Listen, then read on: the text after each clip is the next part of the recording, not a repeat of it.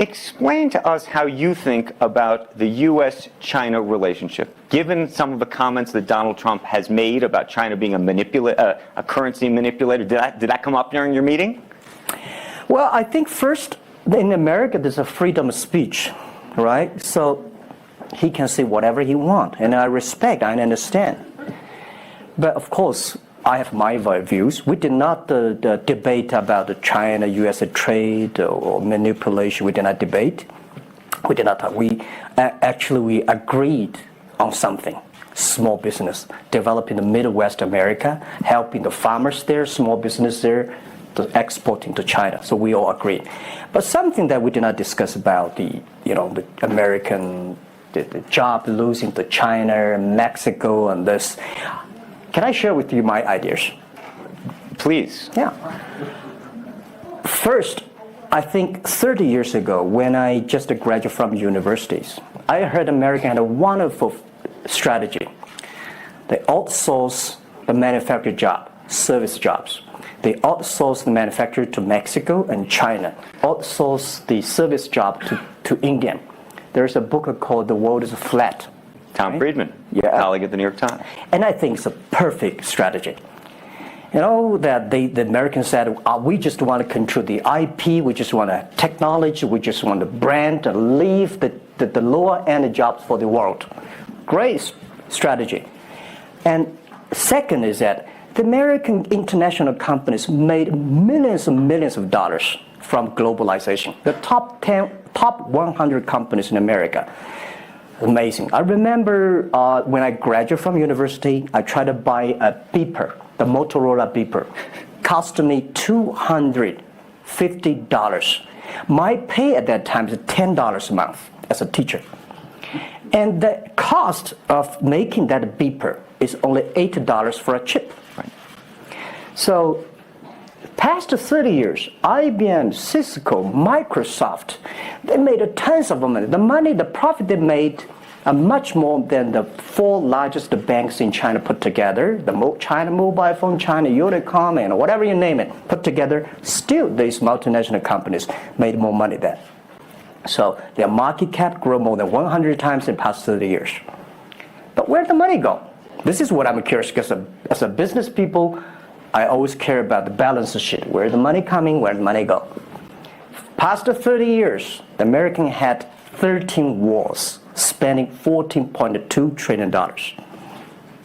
The money going there. What if they spend a part of that money on building up the infrastructure, helping the white collars and blue collars? No matter how strategy good it is, you're supposed to spend money on your own people, right? Not everybody can pass Harvard. Like me, they're not good at education, right? We should spend money on those people who are not good at schooling. And the other money, which I'm curious about, is that when I was young, I heard America is about Ford and Boeing, those big manufacturing companies. Last 10, 20 years, I heard about is Silicon Valley and Wall Street. The money go to the Wall Street.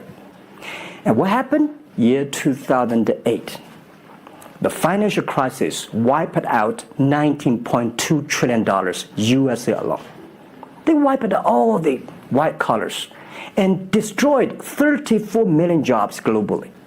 So what if the money is not Wall Street? What if the money spent on the Middle East, Midwest of the United States? Developing the industry there, that could be changed a lot. So it's not the other countries steal jobs from you guys. It is your strategy.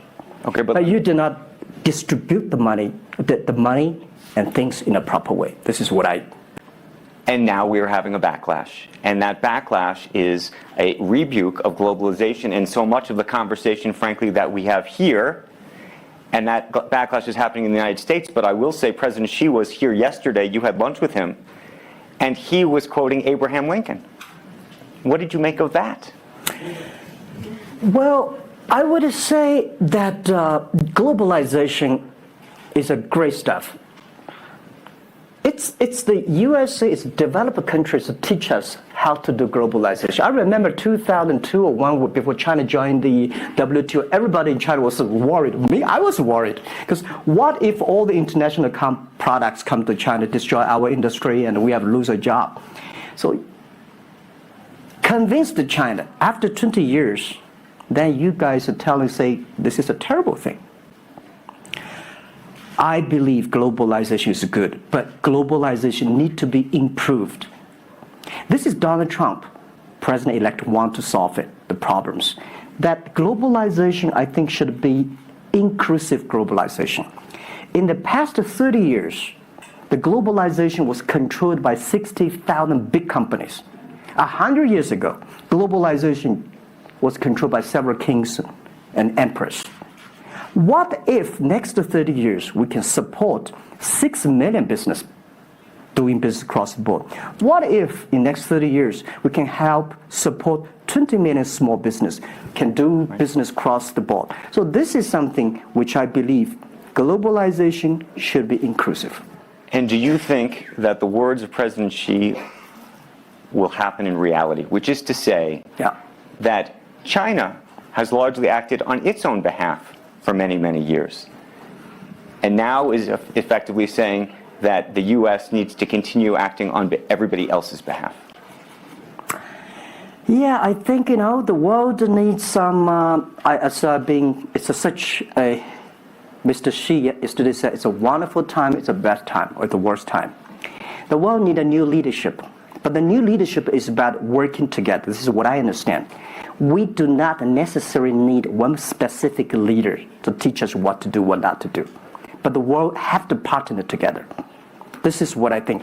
And I think as a Chinese, as a business people, I feel proud for what President Xi said yesterday. As a business person, I want the world to share the prosperity together, to join the force together. As a Chinese, I'm happy about what he committed. Yesterday he said, he speaks like us, takes the responsibility of the second largest economy. As the China's second largest economy, he has to take some responsibility. This is the first time I heard a Chinese leader make number commitment. He said, next 10 years, we are going to import $8 trillion US. This make me feel excited because China is transforming from exporting to importing.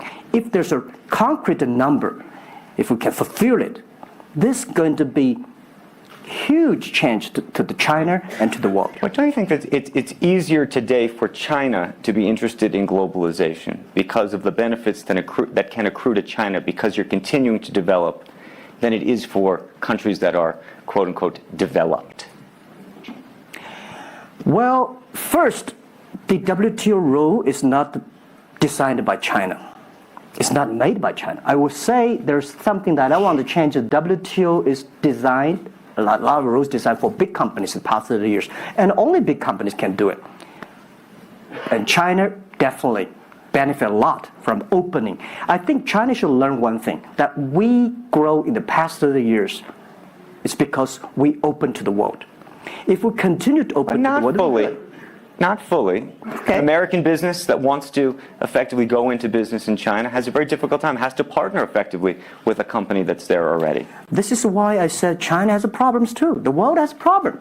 And China definitely has a lot of problems. China should open, should be more confidence. This is what I feel yesterday. I feel the confidence of Mr. Xi that he is ready to open more to the world. This is what I suggest, that we should solve the problem by business community, by negotiation. WTO, China joined WTO for 20 years or 70 years. I don't know the number. But the past 2 years, that I think we as a business, we as a country, we as the world, we have to review something. Right. But not because unbalanced things, we stop it. You've been calling for something called EWTP. Yeah. What is that? This is what I would talk about, is that the WTO was great, but they mainly designed for developed countries, big companies. There's no opportunity for small business. We want to build up Electronic World Trade Platform, to support young people, small business, thanks through mobile phones, internet, they can sell and buy across the board. And the other thing is that WTO is a very interesting organization. When you put the Doha round, when you put 200 government officers in a one room, ask them to agree on something, it's impossible. I can never imagine that they can agree on something together. Business should be designed by business people. So we believe EWTP should be something that the business people sit down together, agree on something, negotiate on something, and get endorsement from the government. Do you want to retire early? Do you love freedom? Do you want to work only 1 to 2 hours a day while traveling around the world and spend more time with your family? You can start stock investing and option trading right now.